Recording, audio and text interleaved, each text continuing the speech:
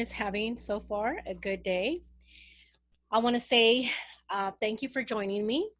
And for those of you that do not know who I am, my name is Faviola Valencia Aranda. I am a professional interpreter and entrepreneur, former CEO of a well known language agency here in the area. Well, I started my business over 18 years ago, back in 2000, and I literally started my business from the ground up.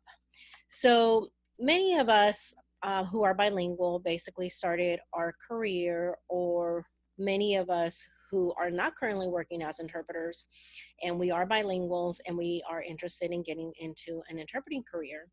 Well, I want to welcome you. So for starters, like I said, I didn't know much about the industry, even though for years, decades, I was providing assistance to both my parents as well as family and friends by providing them translation of the documents or interpretation for the medical appointments, etc.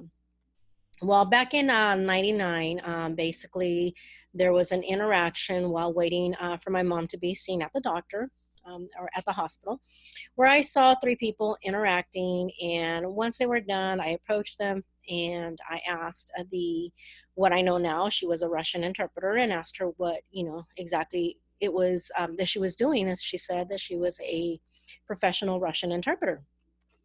So it sparked such a huge interest that as soon as I went home, I basically did some researching, and the rest is history. Basically, 3 months into doing my research and kind of getting familiarized with certain terminologies, I basically knew right off the top what area I wanted to work in. And the areas that I wanted to get into were mainly medical and the legal as well as immigration field. So I started to, I created my little cheesy business cards as well as homemade flyers. I grabbed my kids, said, okay, we're going to go post these up. So I did a little bit of distribution of the flyers. Within a week or so, I landed my first client for some immigration translations. And thereafter, basically after recommendation, I started to land additional customers such as law firms, as well as nonprofits. And so within a few months, I went ahead after customers requesting other languages. I again did some more research and training and developed a plan on how to train and recruit interpreters. And basically, within a few months, I was able to build a cadre of over 2,500 interpreters worldwide, as well as offer 150 languages throughout California, as well. I mean, I branched out all the way to New York, Oregon, Colorado, Texas, and outside the country. So everything was working and, running smoothly. But basically, after right before the economy crashed, basically I was already experiencing a lot of medical issues, a lot of personal problems, meaning that my father was diagnosed with brain cancer. So that really took a toll. Have five brothers and myself, and so being the only girl, you can imagine how hard it was for me, but more so being pregnant and also experiencing and going through some issues with potentially losing my daughter. It was very stressful, very draining for me. So, you know, things started to spiral down. And so I decided to basically shut down the business, the corporation, and, kind of got my life back on track and my health back on track. My daughter, she's now 8 years old, thank God. I will share with you, if you don't mind, a little picture of me and my beautiful daughter, Chloe, right here. Like I said, she is now 8 years old. She's a little fighter. And when I mean fighter, not only a fighter in life, but she loves boxing. So, all in all, business and life has been great. I mean, we all have ups and downs, but, as long as we keep on going and we continue to work hard at what we like and do, I think we can move ahead. So moving on to other things. So if you're here on this webinar training, it's because you are interested in learning more about the interpreting industry. So let me share my screen once again, and bear with me, please. So here we are. So this is a old information from 2016, and I want to say old because I thought I had a more recent one, but nevertheless, as you can see here, most interpreters are making anywhere from $46,120 and up to six-figure income. So it all depends on where you want to be. As you can see here, there's a breakdown, 25% for government, 30% professional, scientific, and technical services, others 25%, and the list goes on.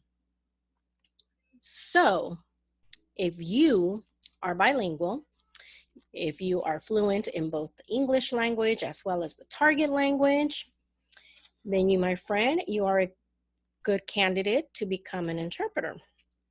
Now the question is, have you received any actual formal training? Do you think you're able to convey complete and accurate information in both the English language as well as the target language?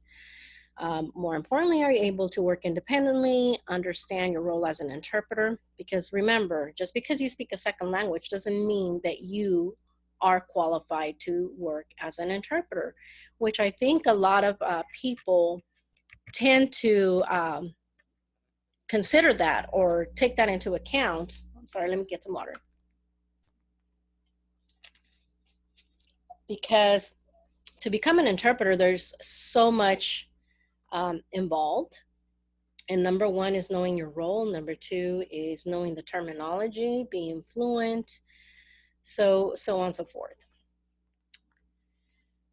So in my training, as you guys know, obviously, if you're here, it's because you're interested in this industry and you want to learn more. So I offer quite a few different trainings. I offer basic interpreter training for new interpreters. I offer interpreter training level 1 as well as level 2 for educational staff. I've been focusing a lot with some local school districts where I've been training interpreters, their in-house interpreters, BIAs, IAs, in-house interpreters. I also offer business guide for interpreters, which is an actual step-by-step handbook that for those of you that are not interested in one-on-one training or coaching.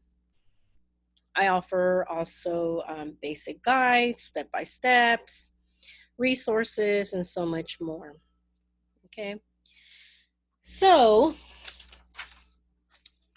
again, like I said before, being bilingual is the number one rule to being able to start working as an interpreter.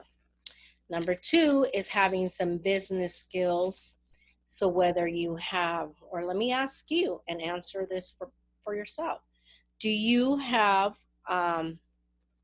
any business, accounting, sales and marketing, social media? Do you have any type of background in those fields or areas? And the reason I ask is that in order for you to be able to sell yourself, you need to be able to tell the world why they should pick you over the hundreds and thousands of other interpreters. The next thing is, do you know the difference between a translator and interpreter? A lot of people don't know the difference. Now, are you experienced in simultaneous, consecutive, or conference interpretation? That's either a yes or a no. Okay, not many people are able to do all three. Some of them are able to do just one versus the other, etc.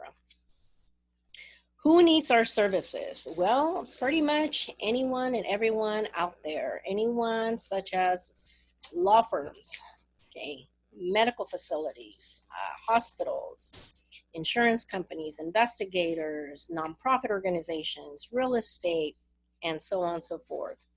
There's also, if you Or if you live in an area where maybe providing on-site interpreting is not, a very known well gig, you can also do over the phone interpreting. Or maybe you are not good with speaking one-on-one or in front of people, then maybe, and you're a good writer, editor, then maybe translation is the best fit for you.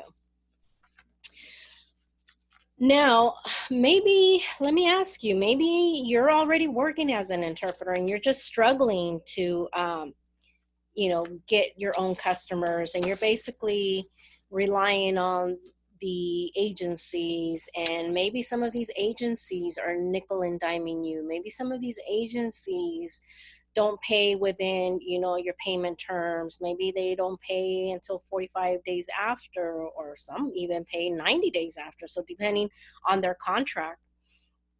So it's very important that you understand that as well. Okay, you got to keep that in mind. The other thing is, I apologize. I want to make sure that I touch into every single topic with the limited information that we have. Okay, so again, if you're a bilingual individual who has never worked as an interpreter, what do you need to do? First of all, you need to decide whether or not this is going to be a field for you, okay? Whether or not you're going to be able to provide the time that you need to train yourself in order for you to be able to work as an interpreter. For one, decide, are you going to be a medical interpreter, a court interpreter, a conference interpreter, a general business interpreter, administrative interpreter? Decide that, okay, one. Two, are you going to be providing simultaneous or consecutive interpretation, or both, or conference interpreting? And are you even able to, or do you have the capacity to be able to provide services in those areas? Three, are you going to be local interpreter? Are you willing to travel? Are you going to have limitations? And are you going to be doing this on a part-time basis, full-time basis, as a side gig to start off to see if it works or not? And also, one of the things that's very important to understand, that whatever field you get into or you decide to go to, you need to make sure that you are familiar with the terminology, both in the English language as well as the target language. I think a lot of interpreters fail to recognize the importance of that. Okay, so for example, again, like I said, I've been doing this for over 18 years, and even though I am not court certified, administrative certified, or medical certified, I have over 18 years of experience on top of the other years helping friends and family, and and through my previous employments. So, not to say that certification is not important, because I highly recommend it and I think it's great. It's because it's going to open a lot more doors for you. But at the same time, it can close those doors for you if you have no experience. It's like somebody that's going to college and is focusing on a degree, but has no background, no experience, no training, and once they get their degree, now they owe all this money, but they don't have experience, so they have difficulty landing a job. Well, it works the same way with interpreters. I've come across a lot of interpreters that went through all of this training just to pass the certification test. Now they're certified. Now they're called to go do an assignment. So the majority of interpreters here in my area, there's a lot of medical interpreters, and a lot of them don't have any experience in the legal field, let alone for depositions or hearings or trials.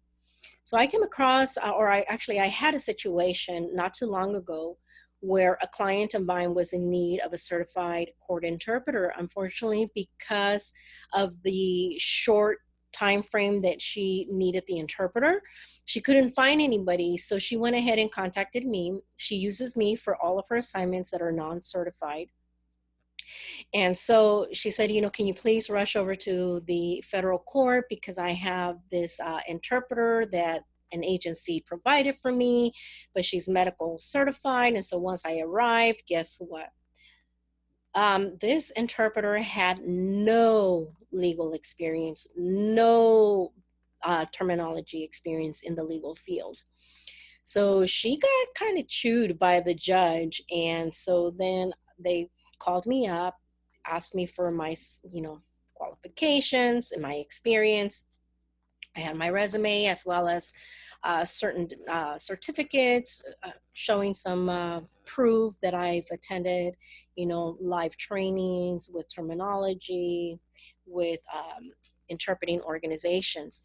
So the judge allowed me to provide the services. And at the end of the day, everybody was happy. It was easy peasy for me.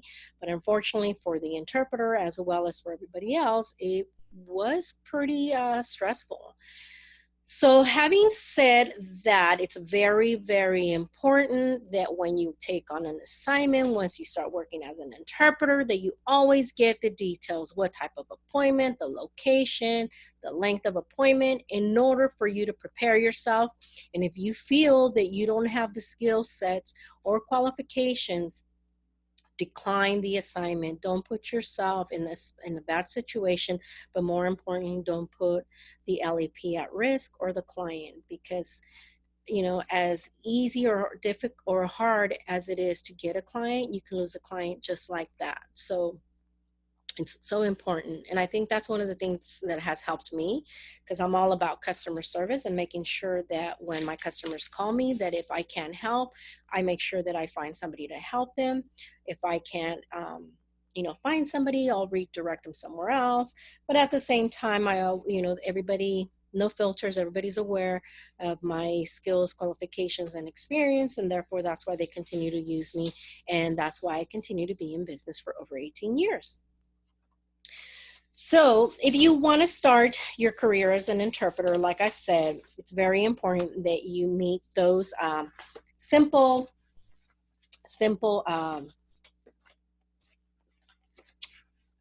points that I just mentioned. Sorry. Again, I just want to repeat myself that I am trying to make sure that I am dotting my I's and crossing my T's and making sure that you get all the information in this training. A lot of interpreters, also new and old. And when I mean old, I mean like interpreters that have been working in the field for a long time, still don't understand and still don't do a pre-session. They still don't know the basic skills, the modes of interpretations, the obligations, the interpreter role, setting boundaries, and so on and so forth. It takes a lot, but it doesn't mean that you can't do it.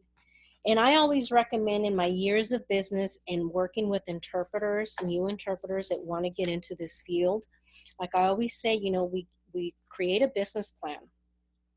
And when they're doing my training, I go through a process with them. I provide them with like a checklist of what and what they need to do, when and what they need to prepare themselves. Once I feel comfortable that they're ready and that they understand, then basically I will recommend you with some of the top-notch language agencies that I've worked with and continue to work for, that I know will respect you as an individual, as a professional, and they will not nickel and dime you like many agencies. Because come on, as a freelancer, when you're taking on jobs and you're working, for example, myself, sometimes I do assignments outside of Sacramento. So not sure if you're familiar with Sacramento. Okay, from Sacramento to San Quentin, it's about a 2.5 hour drive, depending on the time of day, depending on traffic, and there's a lot of other factors. So I've been offered assignments before where they wanted to pay me $45 an hour, for example. 2 hour minimum, that's $90. Okay, on top of the mileage, probably another $80-90. For me, it's not worth it, because by the time I go to the assignment, by the time I come back, there goes my day. Therefore, I have no more time to accept or do other assignments. Therefore, I will either charge by half a day or a full day. So I'm not trying to be a diva, but I know what I'm worth. I know what I can provide, and my customers also know that, and therefore they never nickel and dime me. Now, there is agencies, even these top-notch agencies, where sometimes they will try to nickel and dime me, but I understand because a lot of them either have contracts, and since I am very, very familiar with county, city, state, and federal contracts, I know what the majority of them pay, and therefore I know, that the agencies also have to pay their overhead, and therefore I try to work with them. So I'm not trying to say, oh, no, no, this is what I make, but it also has to be worth it for me. So the other thing that it's important to understand is that when you start working as an interpreter, you know, just because you're working for yourself, it doesn't mean that you are going to be non-professional. What do I mean by that? Well, when I used to have my agency and I used to provide interpreter training, I would also do some shadowing. Sometimes I would even show up at, you know, kind of as a surprise to make sure that these interpreters were doing what they were supposed to be doing. Because at the end of the day, even though they are not my employees, they are my subcontractors, they are representing me and the business. And if they are showing up non-professional, looking like they just, you know, came from wherever, then it's not feasible for me to continue to provide them with business if they are not going to be professional about it, right? So one time, many years ago, I showed up. There was an assignment at the hospital. It was a 5 o'clock a.m. pre-op assignment. I showed up because I had already received, some complaints about an interpreter. So yes, believe it or not, I show up at 5 o'clock in the morning, and the interpreter is there in flip-flops and what it looked to be pajamas. Yes, you will come across some of these interpreters. Come on, people. You spend all this time, all this money in training and getting your career started. You got to take it serious. This is not a game. This is not something that, you can just decide what to wear and just because, oh, nobody's watching you. Well, people are watching you. And if you're not professional and if you're not responsible, pretty soon you're going to start losing out on a lot of assignments. And I've seen that happen many times. I hear it with my own clients where sometimes, they're requesting other languages from other agencies, and, interpreters show up with this bossy attitude and nonchalant, looking all what I call ratchety, which is probably not the right term. And I apologize, but I hear that so much that I just had to use it. But anyways, in my training, if you are still interested in what I am presenting to you and you want to learn more on how to get started, the difference between simultaneous, consecutive, whispered interpreting, want to learn more about, business skills, accounting skills, sales and marketing, social media, all of the bells and whistles in my training, you will learn everything you need to know to get started. Yes, you no longer have to go here and there, everywhere to get self-trained or get all, these trainings. Because I know that there's a lot of trainings out there that will provide you with training on how to become certified, either in the medical field or in the court. But these trainings will not provide you with the additional business skills that you need in order for you to be successful. They will not provide you with the pre-sessions, with the details of what you need to gather to take on an assignment. They don't provide you with what questions that you need to ask from the providers in order for you to be successful and be prepared for each assignment. Well, in my training, I will provide you with everything that I learned, everything that I continue to use and have used, good and bad. I will teach you, I will show you, I will tell you why it's bad, why it's good, why you should do it, why you shouldn't do it. Okay? Because I don't want you to go through my training and then say, oh my God, Faviola was horrible. So far in the 18 years that I've been working as a trainer, All of my participants have been successful. They are grateful. They continue to reach out to me and continue to ask me questions regarding contracts, regarding starting their own language agency, regarding expansion.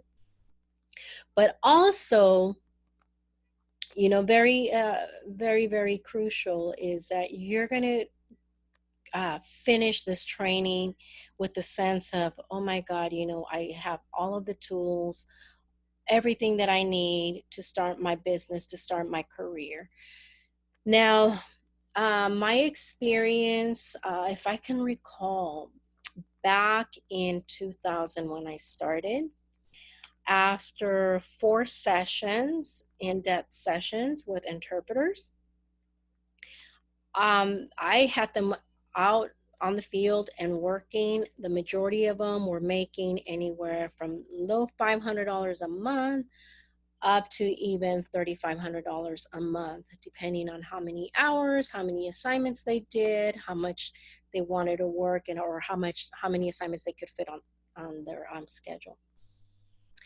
As for me, like I said, I've been doing this for 18 years, and I went from earning anywhere from, on just assignments, okay, interpreting assignments, anywhere from, I want to say 3,500, because most of the time I was working the business. So I'm just talking about interpreting. I'm not talking about the business. I'm talking about interpreting. About $3,500 a month. And now there's months where I'm making anywhere over $5,000 a month on just doing a few assignments here, assignments there, so, because I get to pick and choose. So, I'm not just going to pick, $90 assignments and that's it. No, you got to work your business. You got to promote yourself. You got to market yourself. You got to present yourself well with agencies and customers so that they continue to call you and work with you. Because if you provide a good service, they will continue to use you, right? So there is a section on this webinar that you can chat with me if you have any questions, concerns, want to see more, you're still not sure whether or not this is going to be a good career for you. I'm sorry I keep moving, but maybe some of you are not aware, but I do have back and neck problems due to a few auto accidents. So sorry if it's annoying. Now, the other thing, are you familiar with Code of Ethics? Are you familiar with the interpreter's scope of practice, confidentiality, and professional development, the best practices for interpreters, the responsibilities of an interpreter? If you don't, again, I am going to teach you everything that I have learned throughout the years, everything that I continue to use, everything that continues to work for me, and I will help you start and grow your business. Okay? So, if you are still here and you want to take advantage of this special through this live webinar, I am offering 4 sessions for $200. That is 4 sessions for $200. Or if it's not within your budget, I also offer 1-hour trainings at $85 per hour. That is $85 per hour. And if you are more hands-on, that you want a guide, a step-by-step procedures, then feel free to visit my website, and I offer you some guides there, as well as handbooks to help you prepare. I'm going to share my screen once again. There's my baby girl, my princess. So this here, as you can see, this was at a conference in Los Angeles, because I've traveled, me personally, I've traveled all the way to New York, Los Angeles, Oregon, Colorado. Yes, that's how far my customers go and actually pay for my flight, hotel accommodations, and everything, just to make sure that I'm the one providing the services. On here, you'll see, here's a nonprofit organization that I did simultaneous conference interpretation here at the state capitol. We were walking, marching, singing, and just having a good time. Down below, you will see that I've worked here in the hospitals for pre-ops, post-ops. I worked at the trials, courts. And down below, I also worked and have provided quite a few interpretations for our local governor here in this beautiful state of California, as well as some other governors that came from other countries. And like I said, there is so much opportunity. This is a $1 billion industry. Sorry, my mouth is getting dry. A $1 billion industry, and you can be part of it. So if you are still interested and want to start your business and work with me, here are my links. Feel free to go onto my website, faviolavalencia.com. I offer a lot of free information, a lot of freebies, downloads. I offer 2 groups. I have the Entrepreneur Cafe group, and which is not here. My second group is Faviola the Interpreter. These are private groups where if you join, you're going to get additional tips, resources, and information. If you want more information because you're still, not sure whether or not you want to become an interpreter, I have my Introduction to Interpreting. And you're also going to need some business skills, like I mentioned. I have my Entrepreneur Bootcamp. These are step-by-step guides that will help you decipher, certain questions that you may have, and hopefully help you decide whether or not you want to get started. Okay, so if you have any questions, concerns, feel free to send me a message. And I want to thank you for joining me and being part of this online training. Have an awesome day.